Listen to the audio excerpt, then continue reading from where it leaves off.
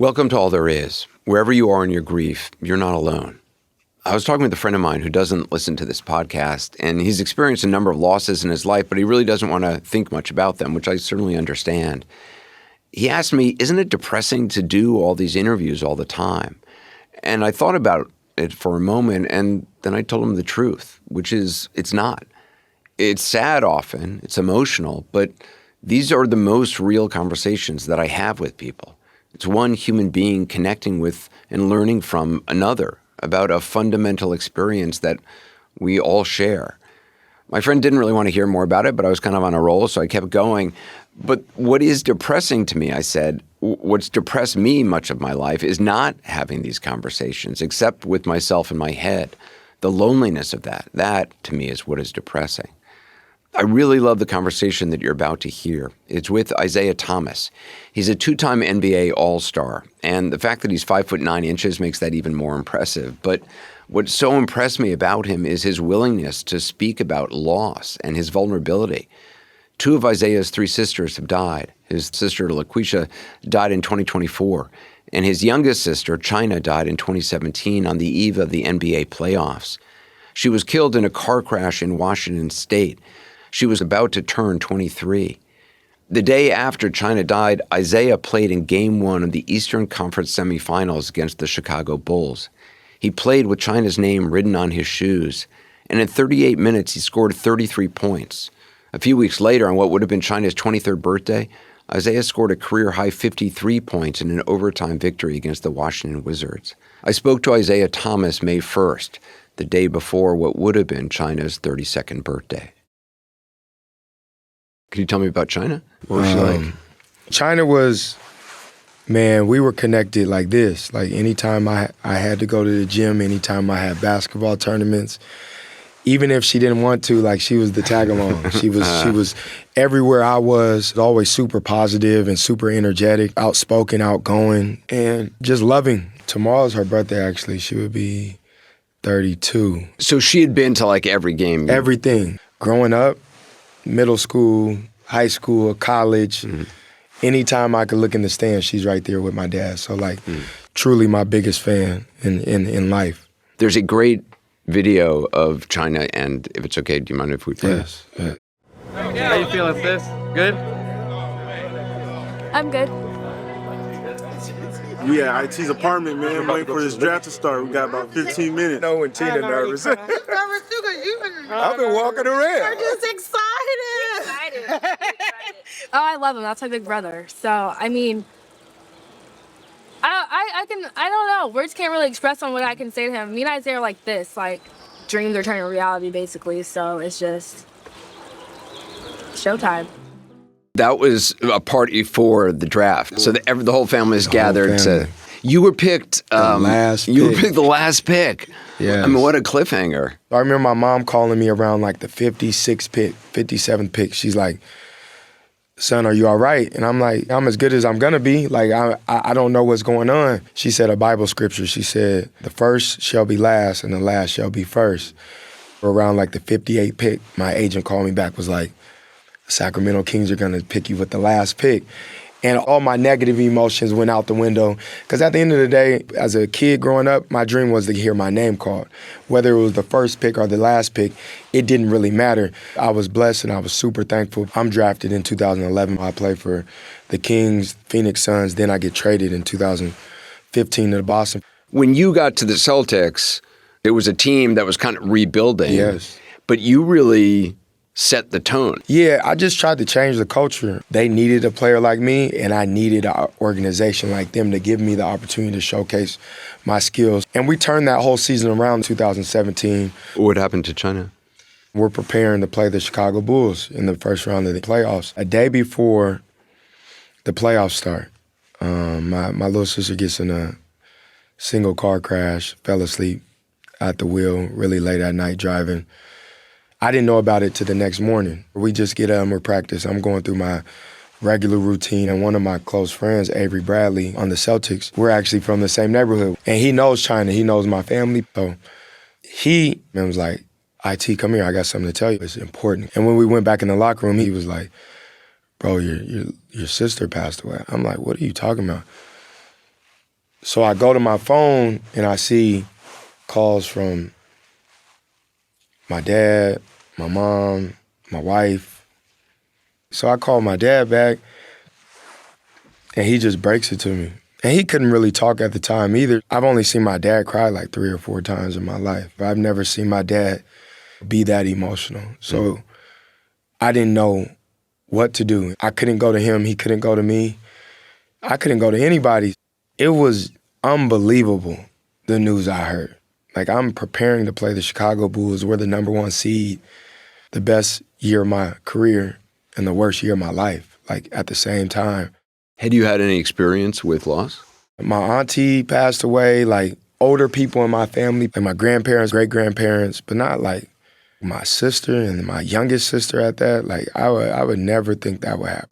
She just was reaching out to me about coming out to the playoffs. She's like, you know, my birthday's coming up. It's my Jordan year, because she would have been 23. So all of those things are, like, going through my head. I remember just leaving my stuff in the locker room and getting in the car and just crying for, like, 30 minutes straight. My coach comes outside. Security comes outside. Then, you know, the people just trying to help.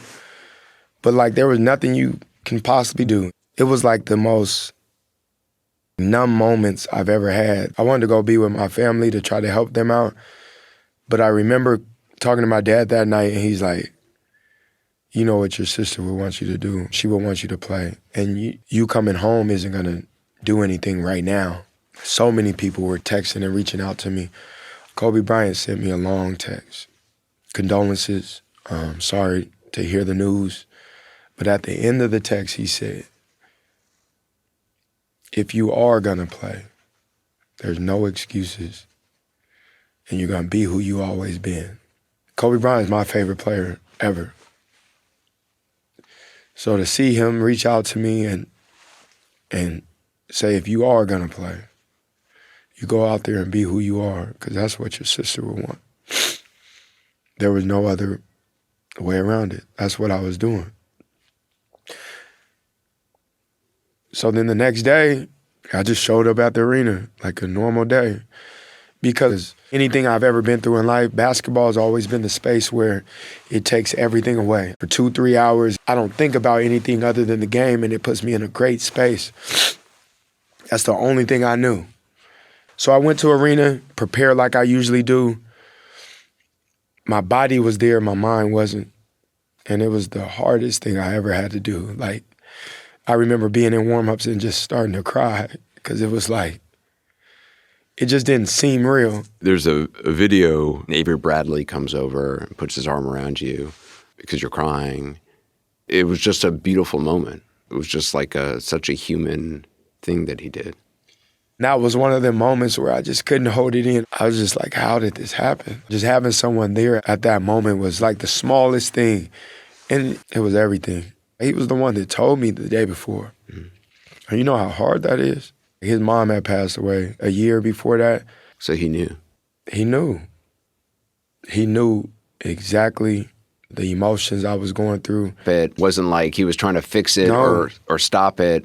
It was just... He was just there when everybody else was scared to, you know, be around me. And it wasn't even their fault. People don't know. You don't know what to say. You don't know anything. For him to really be there for me at that time, that was everything. So I'm super thankful for him and all my teammates. So I played through that game. We ended up losing right when the game got over and I was leaving the arena. It just hit me again. The real life just hit me. It doesn't go away. And it doesn't. Every time I would go to practice, every time I would play in a game, I would be okay. And then right when the game's over, I had no energy to speak to anybody. It was like the opposite of who I was, because I was the life of the locker room. I was the energy on the team. It was killing me seeing my teammates walk on eggshells because they didn't know how to react. Mm. So I had to fake it. Like, I had to somehow put a smile on for my teammates, because it was bigger than me at that point. Like, I was hurting my teammates. It was the hardest thing I ever had to navigate through while playing against the best players in the world and trying to win a championship. When you played, you wrote Chyna's name on your shoe. Mm-hmm. You wrote R.I.P. Lil Sis and the date of her death. The only reason why I was playing was for her. Like the only reason, and it takes me back to just the YMCA, being at the community center. Anytime like I'm lacing my shoes up and she right there. So that's the reason why I wrote those things on my shoes. She would always text me. She said, showtime. Mm-hmm. Her and my dad would always text me that before a game since I was in high school. And it was showtime. It was just a different time with her not being there. You scored 33 points in 38 minutes in that game. You almost won. I mean, you brought the team back. Yeah, I played pretty well, but everybody was numb. The whole organization was going through what I was going through. A reporter asked you a question in the locker room. I just want to play what you said. I'm sure Celtic fans would like to know just how you're doing. How are you doing? Man, I'm just taking it day by day. I'm not. Some days are better than others, but I'm not here, man. Like it's never gonna be the same. So. I'm not here. I so understand that. I felt that a lot in my life. Like I'm not even here. Like I'm half a person. When I heard that, I was like, I get that. I was just being completely honest. It was like, there's no way I'm here. Like I'm not present. That's really how I feel. Do you feel like you're here now? Not here, but you in general? I feel like I'm getting better with things. But fast forward, my older sister, LaQuisha, passed away a year and a half ago. Like the same thing, like the same exact feeling. So like it took you right back to that. It took me right back. It took me right back. I got one more sister left. And I pray to God nothing happens to her because I'm just not trying to do things on my own. And that's probably the hardest part. It's just being lonely. We'll be right back with more of my conversation with Isaiah Thomas. You went back to Seattle to speak at your sister's funeral, and then you flew back to Boston. 4 hours later, you're playing the second round of the playoffs. I get in at like 8. I go home, change, and go straight to the arena. Game 1, my tooth comes out. Like out of all times in my life, I've been hitting my mouth, I've been hitting my tooth, I've been hit, and it's never came out. It was literally laying on the floor. It was on the ground. You picked it up. I pick it up and I go take it to the trainer. We end up winning game 1. I have a pretty good game. In between game 1 and 2, I have 13 hours of dental surgery. Game 2 is on my sister's birthday, May 2nd.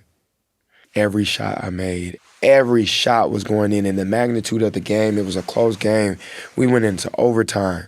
There was one shot where a guy fouled me and I lost the ball and still threw it in and it went in. And I'm like, I look up like, this is insane. And I've had a 50-point game before in the NBA. I've had games where it's like, dang, those shots are going in. I've seen videos of it, like like you're taking crazy shots. It was just going in and I knew it. Like, I'm like, that's her. I felt her. She was at that game. Me to score 53 points on her birthday in a moment where the world was watching. I didn't hear my coach. I didn't hear my teammates. Because obviously the crowd is going crazy. Crazy. It was silent. I didn't hear the fans. I didn't hear nothing. There was no emotion. I had no emotion in that game. I wasn't there. I was in the gym by myself at the YMCA, community center, growing up, and she's right there. That was all God and all my sister. That was for her. You were asked about it after the game. Where is this coming from, man? Where is this coming from? It's my sister. It's her birthday today. Happy birthday. She would have been 23 today, so everything I do is for her, and she's watching over me, so that's all her. Do you remember that? Yeah. I remember that. I remember every moment. Right when I walk out that arena, it slaps you in the face. All that cool stuff. Winning a playoff game, scoring a career high. That was one of the most amazing moments, but you don't understand what really matters until it really matters. That was one of the moments that basketball just didn't matter. Your dad talked about how he didn't know how you played those games. I just want to play what he said. Yeah. I don't know how he played because I couldn't do anything. watched some games, and then I couldn't watch no more. It made it worse for me. Whatever basketball had to do, we made it a family thing to go and watch him, but also make it fun for the family. And now Chyna was missing. It's different. The only thing you think is, where would she be?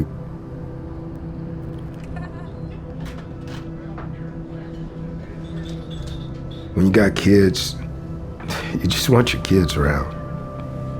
When you lose one, it feels like the world is upside down. I wasn't built for that. Sometimes people think you're strong, and you become the weakest thing around. It just wasn't right. I never cried until like 5 years ago. I buried all that stuff. I just moved forward, and all that stuff catches up with you if you don't talk about it, if you don't express it, if you don't turn to it in some way. And I understand that fully, because when that happened, I didn't know what mental health was at that time. I didn't know what depression was. And where I'm from, like, especially males don't really speak about those things. And that's what I seen. So I thought that was normal. I was 100% depressed, and I didn't even know it. And I just thought trying to figure it out on my own was going to help. But when I was able to really start to open up and speak to people about these things that everybody goes through, man, I started to see the light at the end of the tunnel in terms of just learning how to live with it. And I still have my days where I'm super emotional. Like the other day, it was my mom's birthday, her 60th birthday, and she just wished my older sister was here. And that just hurts, because I'm usually the guy that can help, and I can't help. And she has her emotions, I have mine. It just sucks, but knowing you can go through it with somebody else, whether it's a stranger or family, it helps. Like you said, you were moving forward so much, just trying to move past it, and I felt like I was doing that too. And when life started to settle me down and I started to slow my mind down and able to like reach out to other people who've been through these things, man, it helped in so many ways. Obviously, it didn't bring them back, but it's made things a little smoother when times are really tough. Being able to speak about it and trying to help my parents go to grief counseling. Do they speak about it? My dad speaks to me about it, but he's not speaking to anybody else about it yet. My mom does go to grief counseling. It's something that helps her, and I think it can help everybody. I try to go at least like once a month. After, I just feel way better. Like, it helps to open up. I just always kept it in because that's just what I always done. So I just tried something different. The first time you went to talk to somebody, was that hard? The hardest thing ever. Like, talk to somebody you don't trust or don't know. But it just made me, every time after, it just made me smile. It made me feel different. I started making a routine of trying to speak to somebody once a month, try to learn something off of social media that others are going through. If you're not able to speak about it to others, you're not going to find ways to live through it. Like, not even get through it, just to live through it. Does it get better? I think you learn to navigate through it. It doesn't get better. I want to talk to my sister every day. I want to argue with my older sister. Like, I want to have a back and forth with her. I want to tell my younger sister to slow down. I want to be able to laugh with them. I always say to my mom, I wish you can get one phone call a year and just hear my sister's voice. Just to ask them, is everything good? If they can tell me that would make things so much easier. My younger sister didn't even get to meet my daughter. And my daughter is my younger sister. Really? Everything about her. Wow. You see her? My daughter, everything. Everything. My dad says it all the time. Really? That's Chyna. Because it really is. Every way she acts, it's like identical. it's cool because I could see her in my daughter. That's something God did to keep her close to me. It's incredible to see. I have two little boys, 4 and 6, and I see my dad in their eyes, and all the stuff that happened to you as a little kid that you bury. It's an opportunity to kind of figure that out and be better for them. My little one has the shape of my mom's face, and it's crazy. Like I see it. It's so that connection is insane, but it's real, and it helps me. Like even just looking at my daughter's eyes, it's like I know that smirk. I know that look. I know what you're getting into because I seen it. I seen it in my little sister. So like with my older sister, when it's a nice day, I feel like that's her. When I see a yellow butterfly, that's my younger sister, because when she passed, for like 4 straight months, every day I would see a yellow butterfly, and I just felt like that was her. So those are like little signs, I feel like, but I haven't hit the stage yet where I feel like I'm speaking to somebody. I haven't had that connection yet, but I believe that will happen. I have a lot of faith in that. My mom had one, like a sign where she said she felt like my older sister, LaQuisha, said she's okay. And like I could see my mom smiling more and like wanting to go out and do things more. And I want that for my dad. Like I want that for myself. I don't feel like I get signs from my dad, but I remember what it was like to be the little boy that I was, like laying on his stomach watching TV. Like I remember that feeling, and I remember the love I had for my dad, and I feel that again. Yeah, and I go back at times too with my sisters, just all the moments we shared. Like there'd be certain songs that come on the radio. It was like that's something me and my little sister would dance to, or figure something out. And then is there a song in particular? It's a gospel song by Donnie McClurkin called "We Fall Down," and it's a song that on Sunday mornings we would just have a whole church concert in the living room with just me and her, and she would be the singer, I'll be in the background. So like anytime gospel music comes on, I think of her. And then with my older sister, it's like she was my protector. So anytime I get into something, no matter if I'm right or wrong, she's riding for me. I could be so wrong, and she'd make it seem like I was right. And that's what I miss the most about those little things about them. I really thought I would have my sisters forever, and that's what hurts the most. Your dad says, you just got to go forward, not move on, but go forward. I think it's a really smart way of saying it. It's not moving on. It's not forgetting, but it's putting one step in front of the other, yes, even if it's a tiny little step. Yeah. I didn't even really understand how big that line was, because that's exactly what grief is finding ways to go forward without moving on. Yeah, it's like not moving on is like carrying with, or walking with. Yes. Any door you go in, anything that you do, they're right there with you. I used to think strength was going forward, yes, and moving on, but that's not strength. No. That's running from, and that's what I feel like I've done for a lot, I've joined the club. Yeah, and like you said that earlier too, and that's what grief is about, is like not forgetting, not moving on, but really figuring out how to go forward. What do you say to your kids about your grief? When my older sister died 1.5 years ago, that's when I was able to sit down and speak to them, especially my older boys. They're 15 and 14 now, but just speaking to them my emotions. So when I'm on the couch crying, they're not just like, oh, let's get away from daddy. Give them his space, and nah, come over here. I understand why I'm crying. I miss my sisters, and it's okay to cry. Never seen my dad cry when I was a kid. I just thought you shouldn't cry. I try to explain to my kids, you can be emotional. Adult men cry, that's strength.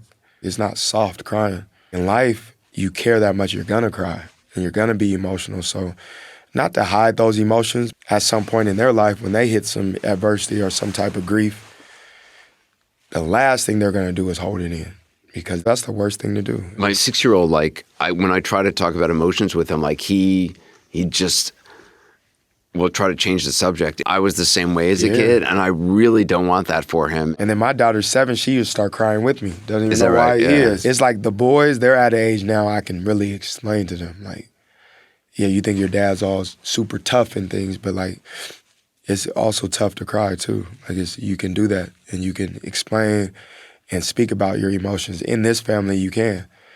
And I want them to know that when I go to my sister's funeral home and talk to her, both of them, it makes me feel that much more closer to them. I don't know, grief sucks, but there's ways around it that can help you. And I really believe that. And as I start to meet more people that's open about talking about their story, it just, man, it helps. Like, in life, you just need others. You need others to accomplish things, to get through things, to not move on, but to go forward. Like, you need others. And coming on things like this is like, I can't wait to see the feedback. Just to read comments or to hear what others are going through, because everybody has that in common. And so many people come from the environment I come from the inner city, that have nobody to talk to and going through so much death, adversity, school, and have nobody to speak to. A very close friend of mine who was incarcerated for 29 years. We talk about this all the time, that prisons are full of grieving people. I got a friend that's serving for a crime I know he didn't do, but I speak to him every day just to let him cry out and speak about things he's not speaking about in there. So I understand that, and and that's helped me in ways that he doesn't even know. Just being able to speak about things to people and just somebody hear without having an answer and without having a comeback for what I'm saying is like, that's huge in everybody's life, and everybody doesn't have those things. Is there something you've learned about grief that would be helpful for others? The biggest thing is leaning on others. I get so many messages on social media like, man, you inspired me. Like that moment when you went through that, I was going through this, and just watching you on TV got me through. Like, I didn't understand the impact or the inspiration I had on people until after. No matter how amazing your life or how bad your life is, that's one thing we have in common is losing someone. Everybody loses someone. Everybody goes through adversity.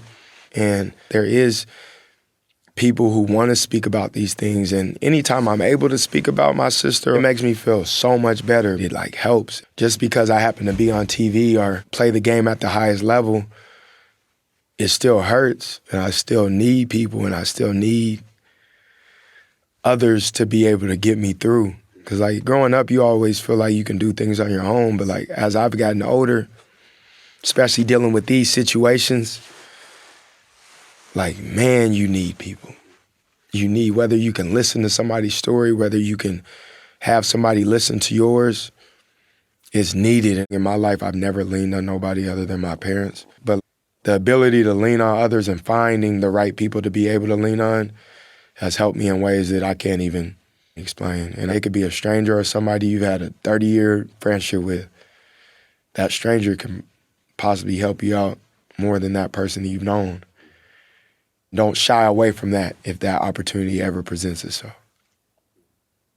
It'd be okay if we played the song that the Chyna song? For sure. It was called We Fall Down. We grew up in church too, so she doing it. And I'm in the background, I'm like this. I miss her, that's crazy. I'll be like the choir in the background. It's lovely. It's great. That's her. And it's the same thing your dad said. I mean, go forward, not move on. We fall down, we get up. Back up again.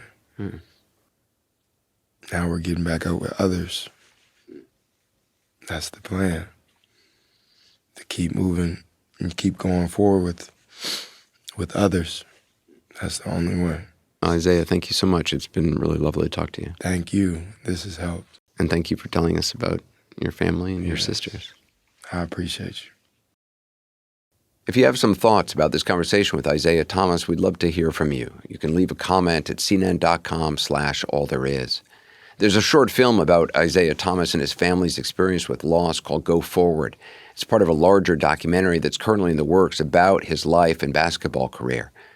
Thursday, May 21st, we won't have a new episode of our streaming show, All There Is Live. Instead, we'll be bringing you another new episode of this podcast. It's a conversation I had with Today's Show co-host Chanel Jones. Her husband, Uche, died last May from glioblastoma. I talked with her about her grief and also the recent loss of her grandmother, Josephine, who died on New Year's Eve at the age of 96.